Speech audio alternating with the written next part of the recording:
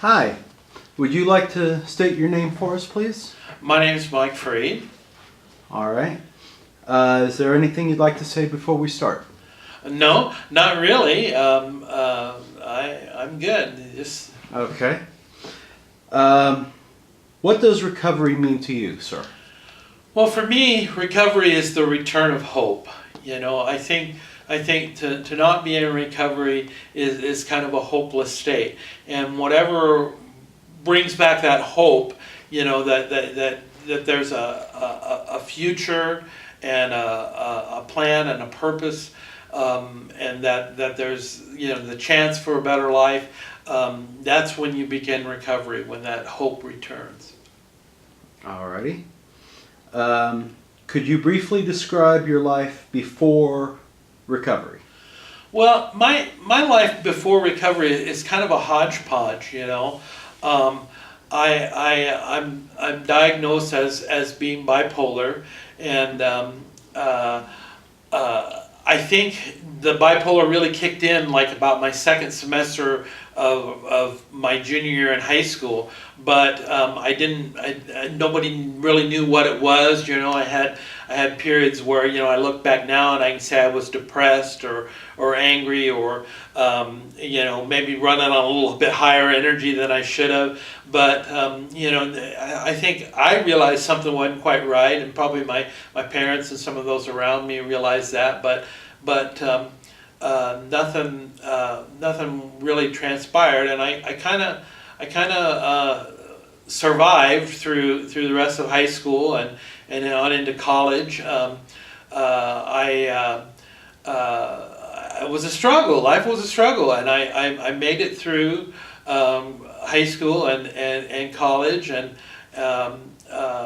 with a lot of ups and downs, and some good times and some really hard times, and but I wasn't really diagnosed until I was probably in my mid-30s, and it was a bipolar episode, a manic episode that wound me up in the hospital, and they got me some medication and some therapy, and the medication wasn't as helpful as I hoped. I kind of thought, okay, I got a name for this thing, and they're treating it.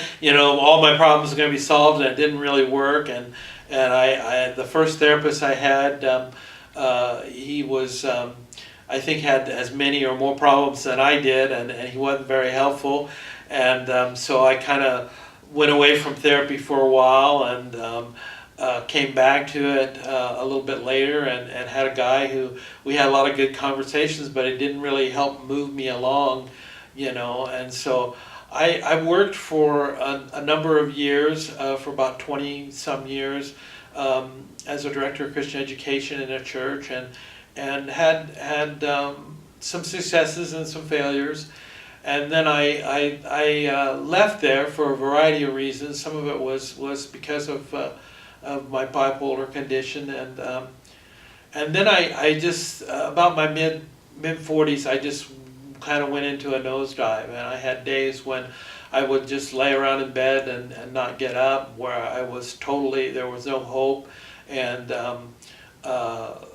went for periods of time, all my normal habits and routines and connections with people. I stopped going to church, and so it was a pretty dark time. And interspersed with that were some times where I tried to pull myself out and maybe got a little bit manic and so on and so forth. But finally, I just got frustrated with the whole process. I was trying to work. In addition to the bipolar, I was getting panic attacks and anxiety, and I just couldn't work, and it wasn't until I hooked up with a new therapist that things started to turn around and that hope returned. Alrighty. How has your life changed since you've been in recovery? Well, I'm just a lot more hopeful and happier person, and I don't go through the long periods of depression or anxiety or ups and downs, and I think that's because I've developed some skills that allow me to catch those negative thoughts and to turn them around in a quicker fashion.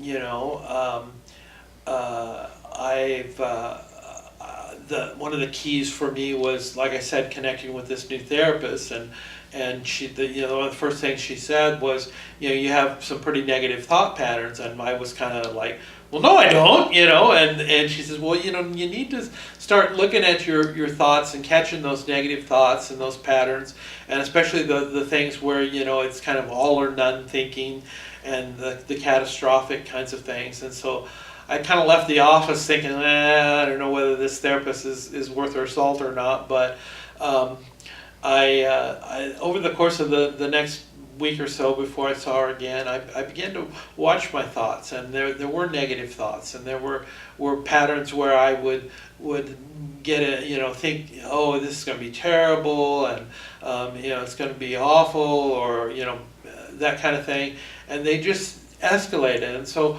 I began to rephrase some of those thoughts and restate those, and I think that was kind of the beginning of my recovery, my return to hope. Alrighty. What are some of the things that have helped you most in your recovery? Well, I've been very fortunate in that I've had good doctors, and now a good therapist, and so I think those are two of the things. I think the medications probably help more than I sometimes realize in terms of kind of narrowing down the range of the highs and lows. But it really wasn't until I started working with a good therapist that I began to turn things around, and I still see her on a regular basis, and she's just kind of my gatekeeper, helps me catch things before they get blown out of proportion one way or another, or maybe she might suggest something that I need to focus on for a while, or whether maybe I need to go in to get a medication adjustment or that kind of thing. So I think finding a good therapist, whether that's a psychologist or a social worker, or whether that's a peer specialist, or just somebody, I don't think it matters what kind of letters they have behind their name or specific training, but somebody that can listen and help you work through things and rethink things. That's been very helpful. She encouraged me to reconnect with my church and with other people, some new people, and I think getting involved with the CAC and Breakthrough Club and some of those organizations where I saw people like myself that had struggles with mental issues, and the way they coped with it. I think that was very helpful. Finding meaningful work. I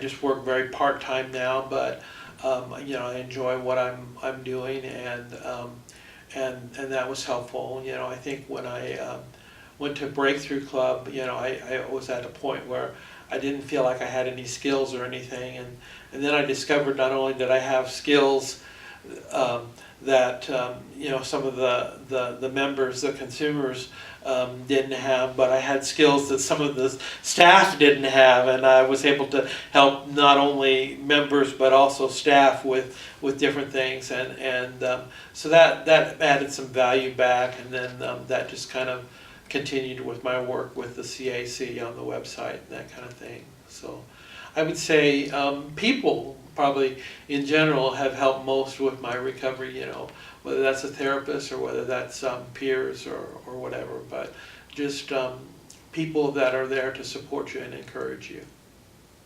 Alrighty. Why did you come to the recovery conference? Could you include this one, how many recovery conferences you've attended? Sure. I've been to, I think, a total of 4 recovery conferences now. I come at least partly because I work for the CAC and I have responsibilities to take pictures and that kind of thing. But I think I'd still come because it's just a wonderful time to reconnect with people all over the state, people I've met at the recovery conference and other places, and just catch up on how they're doing and get support. It's a chance to get new skills. I always try to go to at least some of the workshops, even though, I may have work commitments that don't allow me to get to some of the ones I want to. And it seems like I always come away with some kind of new skill or new idea that I want to work on, that kind of thing. And, there again, I think more than anything, I come for the people to hear what's going on in their lives and to learn from them. If you had attended past recovery conferences, how have you used what you've learned in your recovery? Well, no specific examples are really coming to mind, but it seems like I always go away with something that I apply in my life, and even though it's not, there aren't any specific examples coming to mind. I know there's been things that have. I think more than anything, it's just a boost, a lift, a reminder that recovery is possible and that you need to continue to grow and move forward and so I think that's probably the biggest thing I take away from the recovery conference is just a renewed feeling of we're in this together and I can continue to move and grow and recover. Okay. How do you hope to use what you've learned at this recovery conference in your future recovery? Well, I think the thing that's coming to mind was the workshop that I attended yesterday on journaling, and I've journaled a long time. I didn't mention it, but I think that's been something that's been helpful in my recovery. It's a way to just kind of get things out. And I learned some new techniques and some new ideas from that journaling class, and I think I'll take those away and try and put those into practice. That's, I think, the most immediate thing, besides just the boost that I get from being here and being around a lot of good people. Okay. Are there any other thoughts you would like to share about the recovery conference or about recovery in general? The recovery conference is a great thing. I hope if you get the chance, if you see this, that you'll attend in the future. I've met several people that this was their first conference and they really like it, and then I've met a lot of other people that this is their 10th or 12th or 13th or however many we've had, and it's just a great thing. Good way to meet some new people and gain some new skills. As far as recovery in general, I think recovery, I would just say that recovery is possible, and that do whatever it takes to regain that hope and to move ahead. That it is possible, but it takes hard work. It takes if things don't work out the first time around, whether that's medication or therapy or whatever, it takes becoming your own advocate. The old adage that the squeaky wheel gets the grease is very true, and you just need to keep working at it and asking for help until that hope returns and you get on down the road. All right. I'd like to thank you, sir, Mr. Mike. That's the end. Thank you, Derek.